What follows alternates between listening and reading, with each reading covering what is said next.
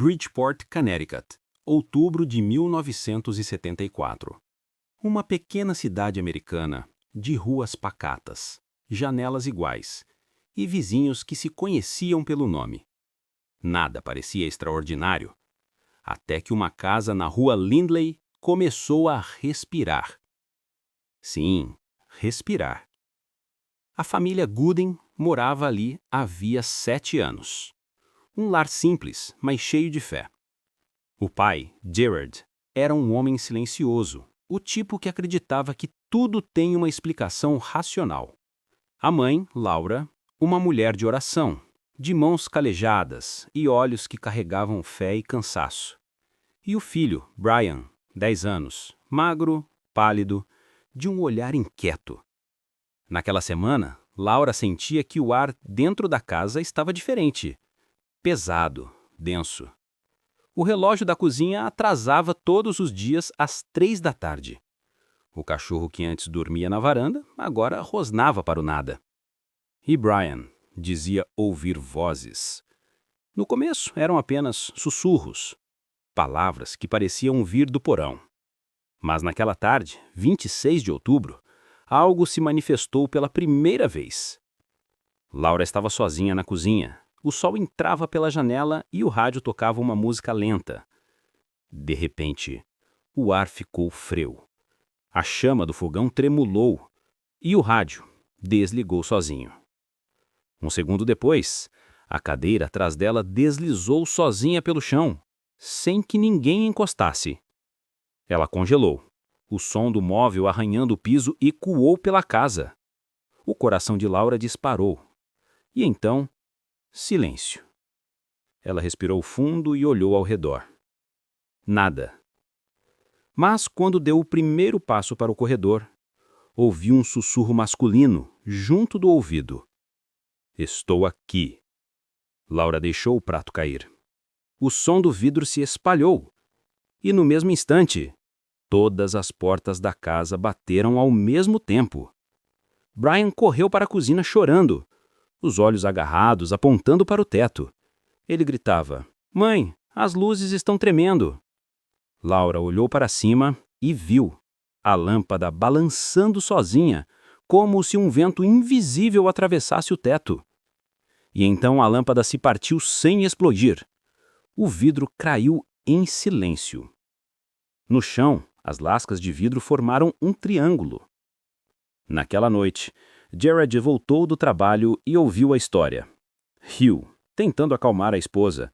Mas quando foi verificar o que havia acontecido, percebeu que o rádio, desligado, ainda estava quente, como se tivesse ficado horas ligado.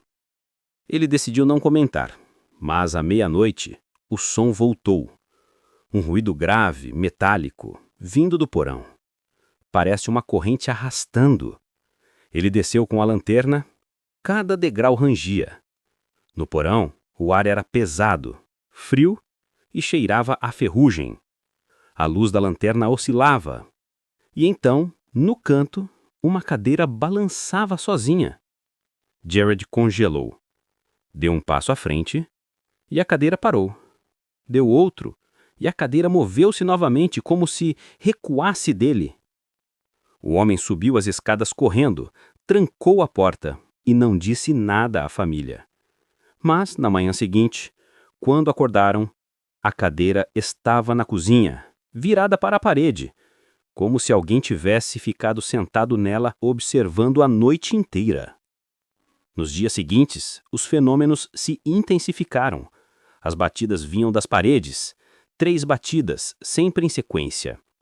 Os crucifixos começaram a cair. O cheiro de enxofre tomava o ar. E Brian começou a mudar. Ele acordava suando, dizia que alguém o chamava pelo nome. Dizia que o homem do canto o observava. Mas não havia ninguém. Numa madrugada, Laura o encontrou no corredor, olhando fixamente para a parede. O menino murmurava palavras em voz baixa, em um idioma que ela não reconhecia. Quando sacudiu, ele desmaiou.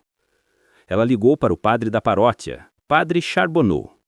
O sacerdote ouviu em silêncio e respondeu apenas, "Eu vou até aí." O padre chegou ao meio-dia.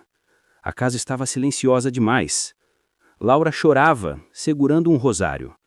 Brian dormia no sofá, o rosto pálido, o corpo gelado. O padre acendeu uma vela. Começou uma prece em latim, mas antes que terminasse o Amém, a chama da vela se apagou sozinha. E o ar parece soprar do chão. O padre olhou para o menino. Os olhos de Brian estavam abertos, mas completamente pretos. O padre recuou, o crucifixo em punho. O garoto levantou-se lentamente como se fosse puxado por cordas invisíveis. O corpo rígido, as pontas dos pés mal tocando o chão. E então, um sorriso. Não era um sorriso infantil. Era algo antigo. A voz que saiu de sua boca não era dele. Está dentro da casa, e agora dentro de mim. A vela reacendeu sozinha, o crucifixo entortou, e as portas se fecharam com força. Laura desmaiou. O padre começou a rezar, mas as paredes começaram a vibrar e os quadros voaram das paredes, estourando no chão. O padre gritou, mas a sua voz se misturou a outra, grave, múltipla, vinda de todas as direções. O menino caiu, tremendo. E no chão, 3 marcas em forma de garras surgiram no piso, queimadas, como se algo o tivesse segurado ali. Quando o padre terminou a oração, a casa estava em silêncio, mas o cheiro de enxofre ainda estava no ar. E no teto, acima do sofá onde o menino caíra, havia um desenho queimado na madeira, um triângulo, com o olho que tudo vem. Laura quis sair de casa, mas Jared insistiu em ficar. Ele dizia que não podia deixar o medo vencer, mas o medo já estava morando com eles. No dia seguinte, as cadeiras da sala estavam empilhadas em cima da mesa, como se alguém quisesse impedir que fossem usadas. O relógio de parede girava ao contrário. E o Brian ria, sem motivo, sem emoção. Os policiais voltaram e testemunharam móveis se movendo, portas batendo e crucifixos virando sozinhos. Um deles, descrente, gritou: "Mostre-se!" E, de repente, a cortina se rasgou e a palavra "não" apareceu escrita no espelho, em vapor. O caso de Bridgeport começou a se espalhar pela cidade. Repórteres, curiosos e padres foram até lá. Mas, dentro da casa, o ar era sempre diferente. Mais frio, mais denso, mais vivo. E Brian começou a perder peso. Tinha pesadelos, falava sozinho, dizia ouvir lá risadas dentro das paredes. Numa noite, o pai acordou com o som do menino sussurrando no corredor. Ao olhar, o viu de pé diante do quarto, mas o seu reflexo, no espelho ao lado, não o acompanhava. E o espelho começou a trincar, sozinho, formando o mesmo símbolo, o triângulo, com o olho que tudo vê. Na manhã seguinte, Bridgeport parecia uma cidade normal, mas dentro daquela casa, o tempo parou. Nenhum relógio funcionava. Nenhuma vela permanecia acesa. E o ar estava pesado como chumbo. Diziam que a casa dos Gooding estava amaldiçoada. Alguns afirmavam ouvir gritos ao cair da noite. Outros viam luzes piscando nas janelas, mesmo sem energia. Gerard tentava manter a rotina, mas algo o vigiava. Toda vez que ele olhava para o espelho do corredor, via uma silhueta parada atrás de si, e quando se virava, nada. Laura rezava o rosário sem parar. Mas cada vez que chegava ao quinto mistério, o fio arrebentava. As contas rolavam pelo chão como se tivessem vida própria. E Brian não era mais o mesmo. Acordava no meio da madrugada, com os olhos abertos, murmurando orações de trás para frente. Às vezes, ria. Outras, gemia. E uma vez foi encontrado de joelhos, no meio da cozinha, com a língua enrolada em torno de um crucifixo derretido. O médico local foi chamado, mas ao tocar no garoto recuou. A pele dele Estava gelada, quase úmida. E sob a camisa, marcas estranhas. 3 linhas, sempre 3, cruzando o peito e o abdômen. O médico foi embora, sem dizer uma palavra. E nunca mais voltou. O padre Charbonneau retornou no 3º dia, acompanhado de um assistente. Ele entrou e percebeu o mesmo cheiro: enxofre, ferrugem, medo. Laura tentava sorrir, mas os olhos denunciavam o terror. O padre acendeu uma vela diante da estátua de São Miguel Arcanjo, mas a chama tremia, indo e voltando. E então apagou-se, com um sopro que veio do chão. Padre, ele está pior, disse Laura. Charbonneau se aproximou do menino. Brian estava sentado na poltrona, olhando para a parede. No gesso, linhas queimadas formavam algo que parecia uma espiral. Dentro dela, um olho. O padre ergueu o crucifixo e começou o salmo. O menino levantou lentamente e sua voz mudou. Ele não quer que você fale, pare! O padre continuou. O menino gritou, o corpo arqueado, o som metálico saindo da garganta. Os móveis começaram a ranger e o crucifixo nas mãos do padre começou a se dobrar. O assistente gritou: Padre, olhe! O terço da mãe flutuava no ar, as contas girando em volta do menino, como se uma força invisível o envolvesse. O padre fechou os olhos e rezou em latim. O terço caiu. A chama reacendeu. Mas o menino desabou. No chão, algo escorreu das mãos dele. Um líquido negro, espesso, com cheiro de ferro.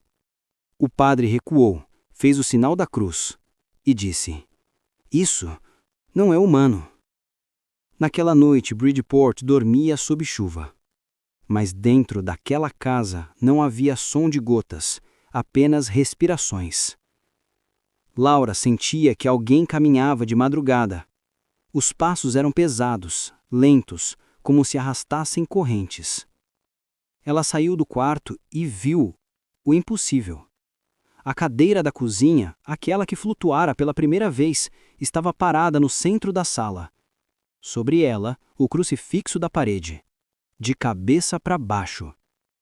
Laura gritou. O padre foi chamado novamente, mas dessa vez não estava sozinho. Com ele vieram 2 investigadores do condado e um repórter local chamado Robert Leland. Eles entraram com câmeras e gravadores, queriam registrar os fenômenos, mas o que viram, nenhum deles conseguiu apagar da mente. Assim que o padre iniciou a oração, a temperatura caiu 20 graus. O ar-condicionado estava desligado e o gravador começou a captar sons, batidas, respirações, murmúrios em latim. O repórter escreveu em seu caderno. Ouviu uma voz feminina dizendo saia, vinha de dentro da parede. O padre levantou o crucifixo e gritou: Em nome de Deus, manifeste-se! E o sofá batêrio ergueu-se 30 centímetros do chão. Um dos investigadores correu até ele, mas foi arremessado contra a parede sem ser tocado. A câmera girou e o flash registrou uma sombra. Uma silhueta humana, alta, com olhos brilhando. Quando o padre olhou para o negativo, viu. A figura estava atrás do menino. E o menino sorria. Naquela noite o repórter fugiu. Mas os policiais ficaram. Queriam ver até onde aquilo ia. E o que viram, segundo os registros, os acompanhou até a morte. Às 3 da manhã, uma explosão sacudiu o porão. Os homens desceram correndo, mas não havia fogo. Apenas o som de água fervendo vindo das paredes. E sobre o concreto, palavras riscadas com algo escuro. Deus está cansado. Um dos policiais começou a rezar, e no mesmo instante, o terço que ele carregava quebrou em 3 partes. As contas rolavam pelo chão como se tivessem vida própria. E ali, formaram de novo o triângulo, com o olho. Eles saíram correndo. Na manhã seguinte, Laura encontrou Brian no quintal, descalço, o corpo coberto de lama, e o olhar fixo. Ele dizia: Ele não me deixa dormir. A mãe chorou. O padre, cansado, pediu autorização ao bispo para o exorcismo formal. Demorou 2 dias, e nesse tempo a casa parecia viva. Os móveis se moviam, as janelas batiam, e o ar cheirava a metal queimado. O crucifixo sobre a cama derreteu parcialmente, e as sombras dançavam no teto. Brian não comia, não falava, mas às vezes a voz dele saía do rádio desligado. Vocês não podem me tirar daqui. O padre voltou na manhã do exorcismo. Trouxe velas, água benta e 2 auxiliares. Laura tremia. Gerard não queria participar. Mas quando ouviu o primeiro grito do filho, ajoelhou. O padre começou. Exorcizo-te, espírito impuro, em nome do Pai, do Filho e do Espírito Santo. O corpo do menino levantou-se, as mãos rígidas, os olhos revirados. E então, sangue escorreu das palmas. As chagas, perfeitas, como pregos invisíveis atravessando. A casa inteira gemeu. Os quadros caíram, as lâmpadas estouraram. O rádio ligou sozinho e começou a emitir estática. E dentro da estática, risadas. O padre gritou mais alto, segurando o crucifixo.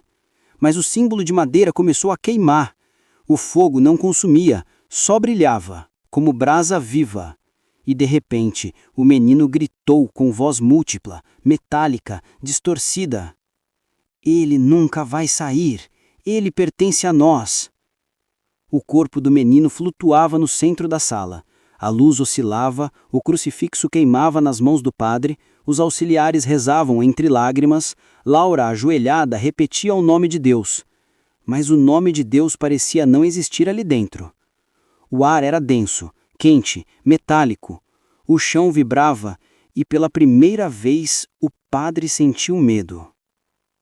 Brian abriu os olhos, totalmente pretos, e sorriu. Um sorriso lento, impossível, cheio de dentes.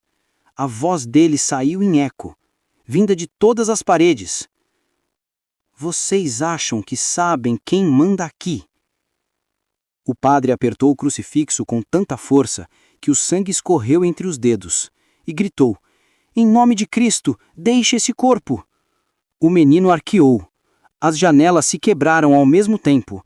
Uma corrente de vento percorreu a casa, apagando todas as velas. Mas mesmo na escuridão, algo brilhava. Era o símbolo, no chão, o triângulo queimado, agora pulsando em luz vermelha, como carne viva. O padre jogou água benta sobre o símbolo. O líquido evaporou instantaneamente, soltando fumaça preta. E o menino gritou. Laura tentou se aproximar, mas foi repelida, como se uma barreira invisível a empurrasse. Ela caiu de joelho, chorando, as mãos tremendo, o terço em pedaços no chão. O padre continuou rezando. Cada palavra era um golpe contra algo invisível. Mas o ar ficou mais espesso. A luz piscava. E no teto, um vulto começou a se formar. Era uma figura alta, fina, como fumaça condensada. Os contornos se moviam lentamente. No centro, o que parecia um olho, vermelho, brilhante. O mesmo símbolo, o mesmo olhar. O padre gritou novamente: Volte para o abismo! A figura moveu-se. O corpo do menino caiu com força.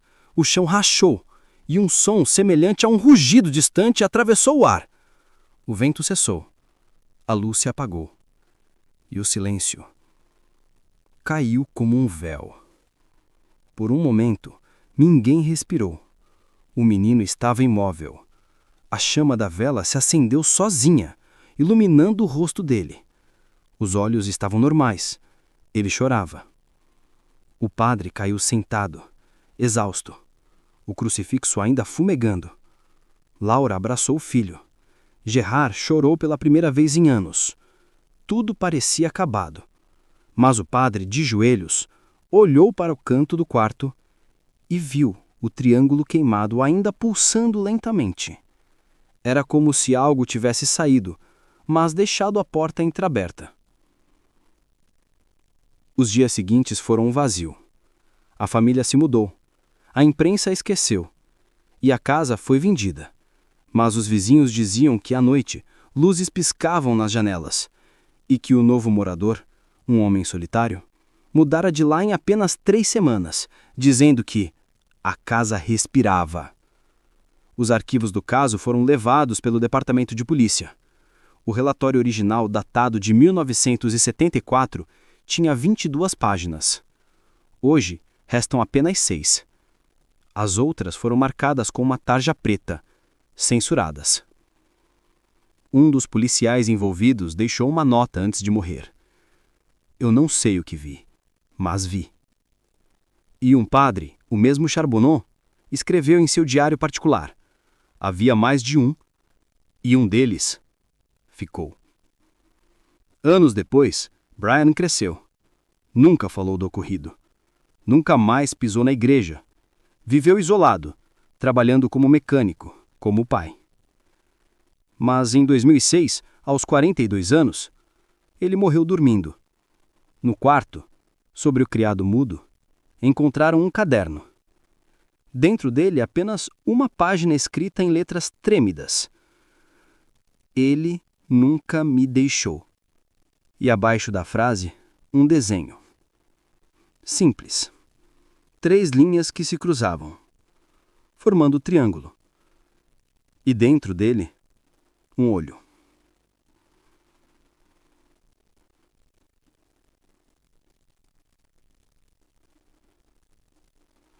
Hoje, a casa em Bridgeport ainda existe. Número 966, Lindley Street. As janelas foram trocadas, o piso foi reformado. Mas os novos moradores, que nunca quiseram dar entrevistas, afirmam que o quarto do fundo permanece frio, mesmo no verão. Um deles disse certa vez a um repórter: "Tem horas que parece que a casa respira, como se lembrasse. E talvez lembre, porque o mal não desaparece. Ele muda de forma, muda de voz, muda de rosto, mas continua observando, de algum lugar além do que é visível." E assim, o caso do menino de Bridgeport, documentado por policiais, padres e repórteres, permanece como um dos relatos mais perturbadores e insólitos da história real americana. Não houve explicação científica, nem confissão, nem conclusão. Apenas silêncio. O tipo de silêncio que não termina. O tipo que observa. O tipo que espera. Entre o sagrado e o profano, existe o invisível. E o invisível ainda está aqui. Eu sou a voz que te acompanha nas sombras. Este é o Mystery.